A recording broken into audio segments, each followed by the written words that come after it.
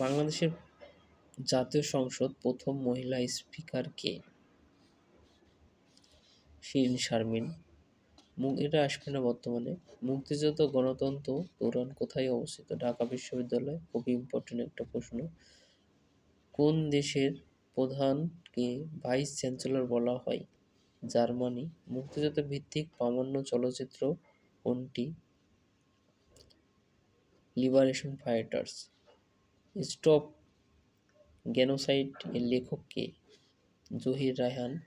বাংলাদেশের জাতীয় পতাকার প্রথম উত্তোলন হয় কবে? 2 মার্চ 1971। বাংলাদেশকে স্বীকৃতি দানকারী প্রথম দেশ কোনটি?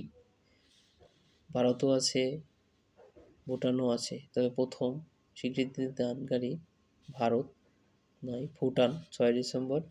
দ্বিতীয়ত ভারতে দিয়ে থাকে।